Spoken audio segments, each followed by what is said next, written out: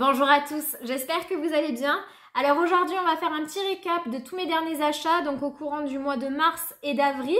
Mars parce qu'effectivement j'ai commencé à faire des vidéos mi-mars, donc forcément j'ai pas pu vous faire de top et flop pour ce mois-ci, pour le mois de mars. Mais là voilà, on est fin avril, donc on va reprendre tous ces achats et je vais vous dire en fait ce qui sont des tops et ce qui sont des flops. Donc si la vidéo vous intéresse, restez avec nous. Allez, on commence parce qu'il y a quand même beaucoup de produits à présenter. Donc on va commencer par les tops et c'est là où il y en a le plus grand nombre. Donc ça reste positif tout de même.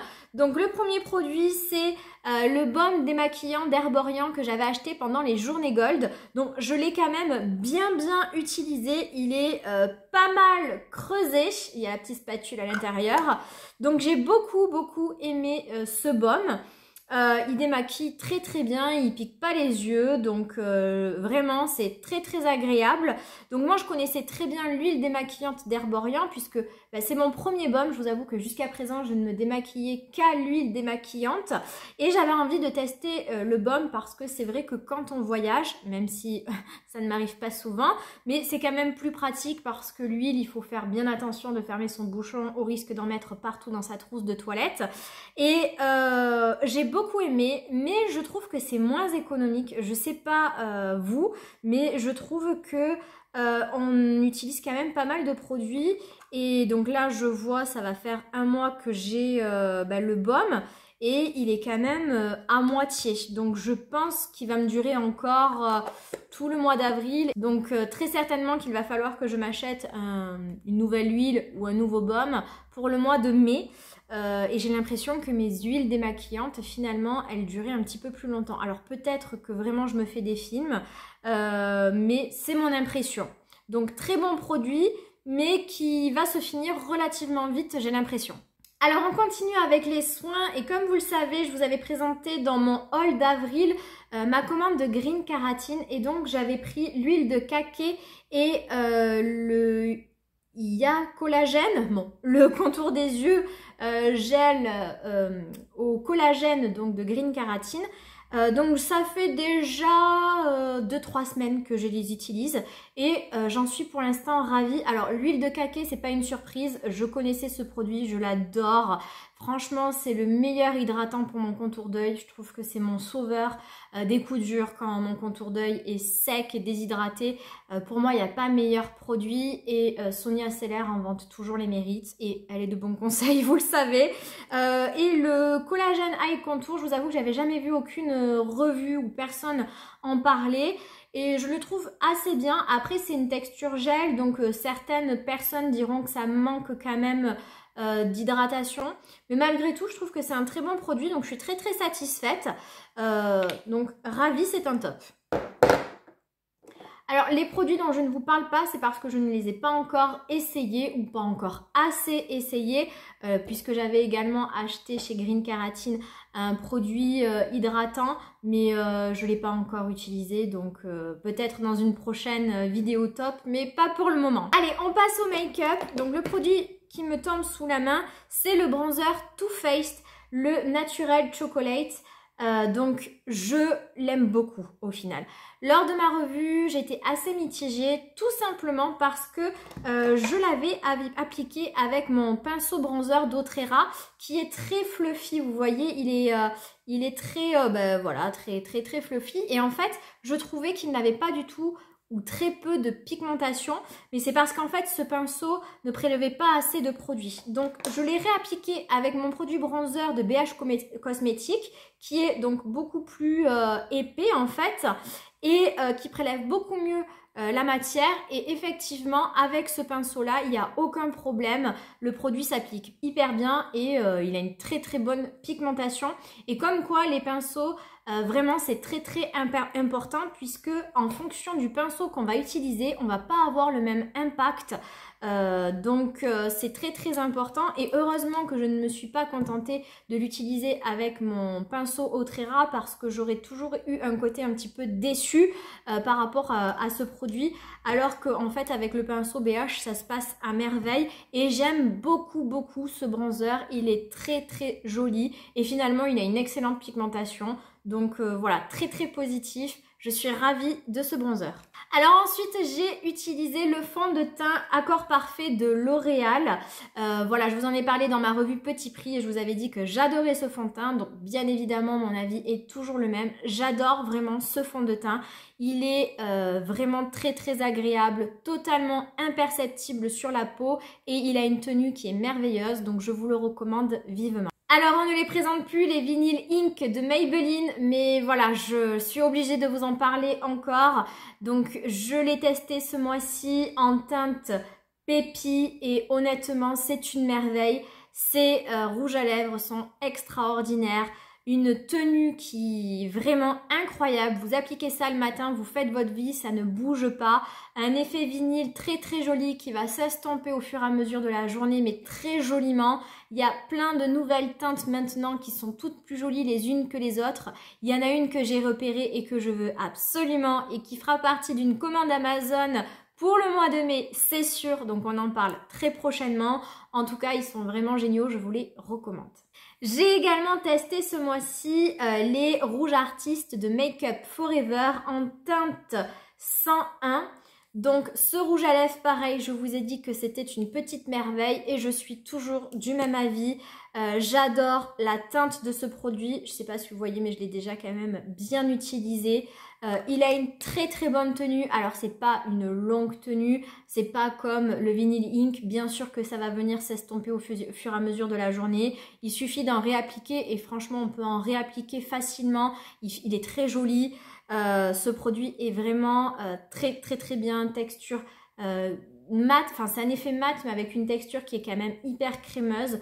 Donc je vous les recommande vivement et j'ai une autre teinte dans ma wishlist. Je ne sais pas si je craquerai, mais en tout cas, elle est dans ma wishlist. Alors ça, c'était pas une nouveauté pour moi, mais je vous l'ai présenté ce mois-ci, je voulais juste revenir dessus. C'est le bronzer Révolution que j'ai en teinte light. Bon, super produit, merveilleux bronzer, il est extraordinaire, la texture est crémeuse, ils se font merveilleusement bien. J'ai vraiment rien à dire, j'en ai parlé dans énormément de vidéos. C'est un top à tout petit prix, foncez. Alors, l'eyeliner de R.E.M. Beauty, finalement, je vous l'ai présenté dans une vidéo haul et j'en ai pas vraiment reparlé. Mais parce que je l'avais pas beaucoup essayé au final, j'avais juste testé une fois. Mais ça y est, mon NYX, le E-Pink Ink, est arrivé en fin de vie au bout de bien 8 mois d'utilisation. Donc on ne lui en veut pas, il a fait très très bien son job. Donc c'est pour moi l'occasion d'utiliser cet eyeliner de R.E.M.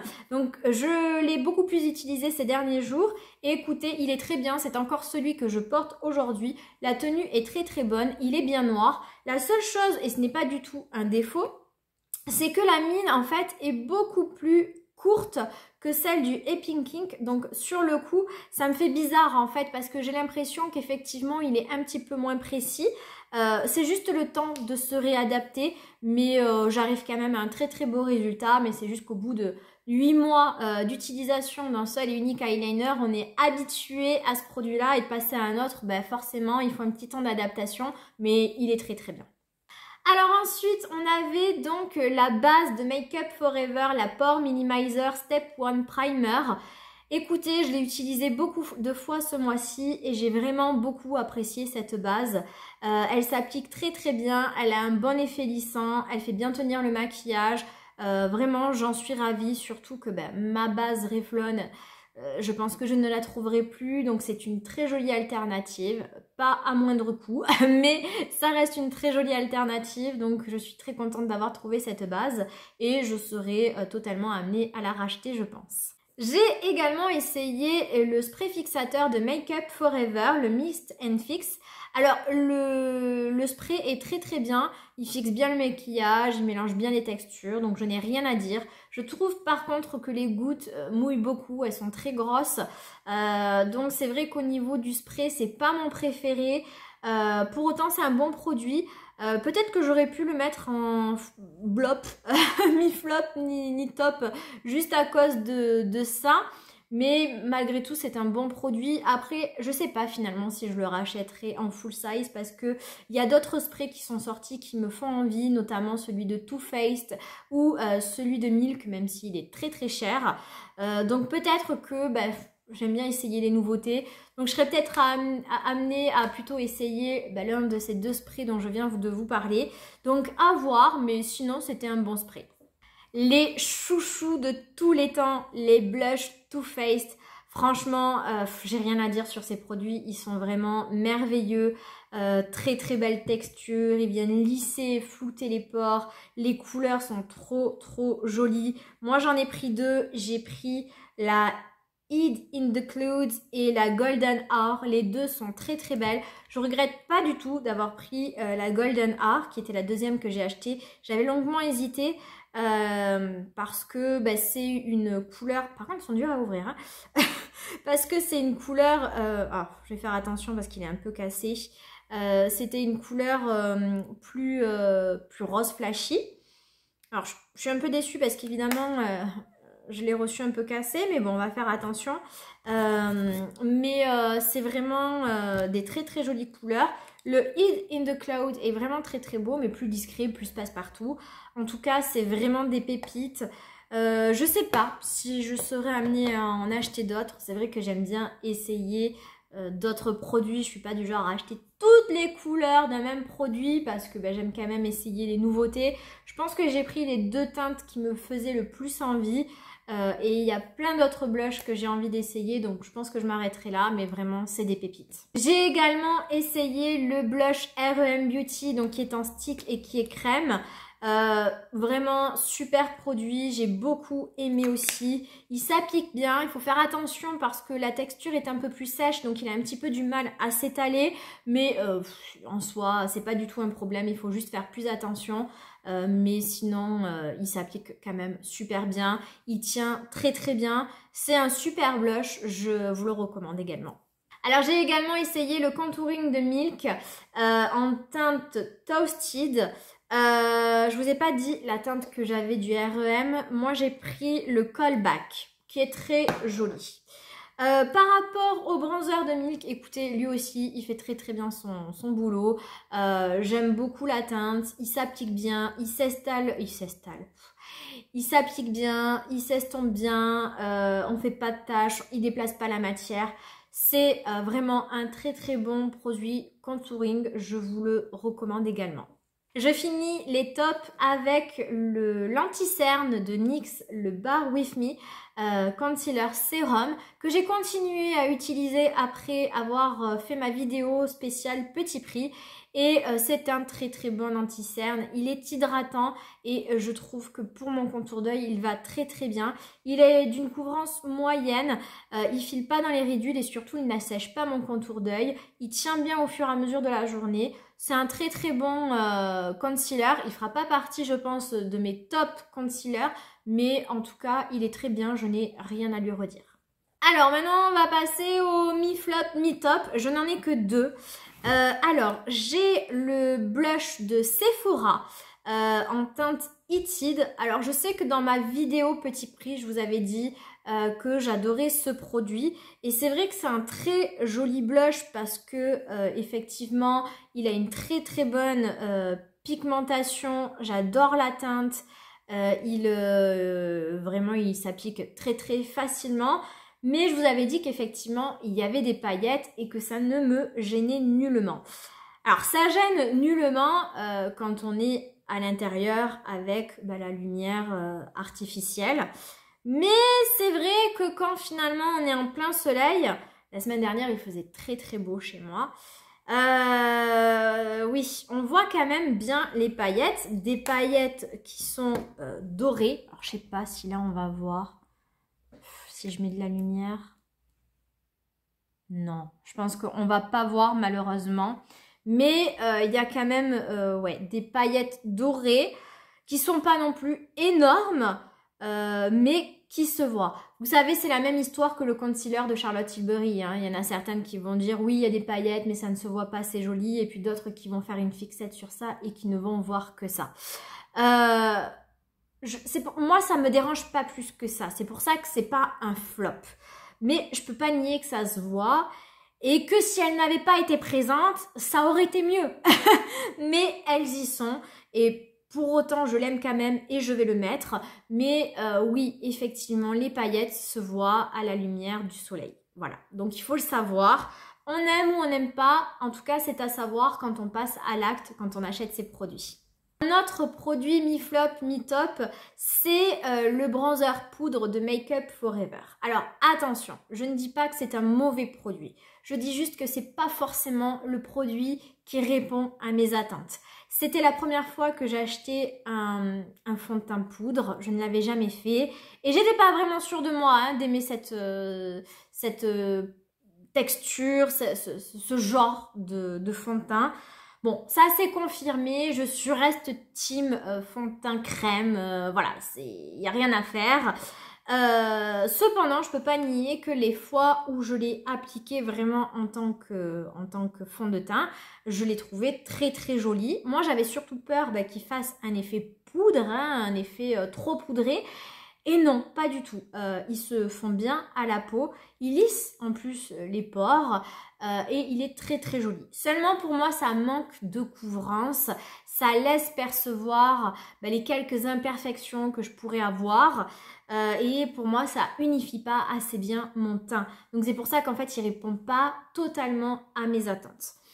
Moi, j'ai trouvé la manière dont je vais l'utiliser. J'ai des fonds de teint qui sont légers.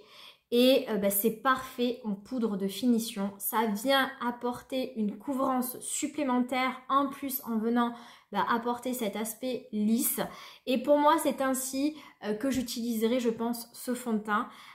Et de cette manière-là, il n'y a vraiment aucun problème. Je l'adore. Donc, je vais l'utiliser. Je ne vous l'ai pas dit, mais je l'ai pris en teinte 1N10 et il est très très bien. Donc je pense que de temps en temps, quand voilà, je reste à la maison, quand j'ai pas envie d'avoir un teint irréprochable, je pourrais le mettre uniquement en fond de teint. Mais voilà, sinon pour sortir ou quand j'ai envie d'être voilà, avec un teint bien unifié, en tant que poudre de finition, c'est parfait. Et on va finir par les flops. Alors j'en ai que deux. Alors il y en a un, franchement je l'ai mis en flop, mais ça aurait pu être un blop, un top flop. Parce que c'est pas une catastrophe non plus. C'est la palette Sephora Collection que j'ai en teinte verte. La Color Shifter en teinte Kaki Illusion. Alors c'est pas vraiment une catastrophe. Donc je sais pas si vous avez vu ma revue Petit Prix, mais voilà à quoi ressemble la palette. J'ai fait un maquillage en soi qui était très correct. C'est juste que je trouve la qualité des fards pas du tout médiocre, pardon. Les mats sont très très bons, ils s'estompent bien, il y a une bonne pigmentation. J'ai juste été peut-être un petit peu déçue par les lumineux. Il n'y en a que deux dans la palette. Alors il y a un vert métallisé avec en plus une texture qui est quand même assez crémeuse, qui est en soi très jolie, mais qui pour moi manque un peu de lumière. Après, pour un maquillage de tous les jours, ça suffit amplement. Et n'oublions pas que c'est une palette tout petit prix, donc je ne vais pas non plus lui reprocher ceci. Mais voilà, je suis habituée aujourd'hui à porter des fards qui ont un petit peu plus d'impact, un petit peu plus de lumière. Et j'ai été un petit peu déconcertée de revenir sur ce genre de teinte un peu terne. Et le topper... il manque d'intensité. Alors heureusement qu'il est là quand même pour raviver le maquillage. Mais voilà, il a quelques petites paillettes dorées. Mais comme vous pourrez le constater, c'est pas non plus incroyable. Donc voilà, assez mitigé. Maintenant je l'utilise quand même. Quand j'ai envie d'un maquillage un petit peu plus discret, un petit peu plus léger, c'est très très bien. C'est compact, c'est facile à transporter. Donc si un jour on part en week-end ou en voyage, c'est hyper facile. On n'a pas peur de casser sa palette. C'est vrai que quand moi je prends une palette un peu en plastique, j'ai toujours peur de la casser. Là c'est du carton, c'est bien protégé. Donc elle a quand même des avantages. Mais voilà, un petit peu déçue par les fards. Et enfin, le dernier produit, alors je ne l'ai pas acheté récemment, hein, je l'ai beaucoup utilisé d'ailleurs. C'est le Telescopic Lift de L'Oréal, le mascara. J'ai pas du tout apprécié. Moi j'aime bien quand on a des brosses simples, d'utilisation, rapide, efficace. Il faut pas un bac plus 4 pour savoir utiliser quel côté là, de n'importe quel côté qu'on prend la brosse, c'est jamais la même chose. Je ne me suis jamais autant blessée avec un mascara que celui-ci, je sais pas pourquoi. Je me le mets toujours dans l'œil et j'ai vu beaucoup de revues avec des filles comme moi qui font la même bêtise. Il y avait Mimi Signature, enfin voilà, on est plusieurs dans mon cas. Et moi je comprends pas parce que toutes les revues que j'ai vues où on parle positivement de ce mascara, toutes les filles disent que ça apporte de la longueur. Alors moi j'ai un problème je pense, parce que moi ça m'apporte pas de la longueur, ça m'apporte du volume, puisqu'en fait avec l'aspect de la brosse sur le côté là avec les picots, moi je commence par là, donc c'est vrai que ça vient me mettre en fait de la matière en fait sur le bas de mes cils et après j'essaye de remonter, mais ça remonte pas de fou. Et après j'essaye d'effectivement de prendre sur le côté, d'attraper les cils et de les étirer vers le haut, mais ça marche pas de fou. Donc écoutez, alors malgré tout, moi j'aime pas jeter les produits, hein, donc je l'ai utilisé. Là je vois que la matière commence à devenir sèche, donc il reste quand même du produit, hein. Je vais pas le finir non plus dans les jours à venir. Mais je pense qu'à la fin du mois, il sera certainement terminé. Et j'ai en tête une nouveauté de Maybelline qui est dispo sur Amazon, qui fera partie de ma commande avec le Vinyl Ink de Maybelline. Et il y a également le sérum teinté, un petit peu comme l'accord parfait de L'Oréal, qui est également disponible sur Amazon, qui est dans ma wishlist. Donc voilà, il y aura une petite commande Amazon spéciale Maybelline. Et j'espère que le mascara sera bien mieux que celui-ci. Donc voilà pour ma vidéo top et flop. Donc j'espère qu'elle vous aura plu. Le mois de mai va bientôt commencer. J'ai mes wishlists qui sont préparées. J'ai plein d'envie. Je ne sais pas si je pourrai acheter tout ce qui me fait envie. On va voir. Donc là, j'attends juste la petite paye pour pouvoir me lancer dans mes achats. Donc voilà, écoutez, il y aura des vidéos nouveautés, des vidéos haul qui sortiront, qui vous mettront sur la voie de ce que j'ai acheté ou non. Donc restez connectés, abonnez-vous si vous voulez voir la suite des épisodes, sur quoi j'ai craqué. Vous pouvez même activer la petite cloche de notification pour pas rater mes vidéos. Et puis si vous avez aimé cette vidéo, n'hésitez pas à la liker, à vous abonner. Et puis à commenter si ça vous fait plaisir. Sur ce, je vous souhaite une excellente soirée ou journée. Et puis je vous dis à très bientôt. Ciao!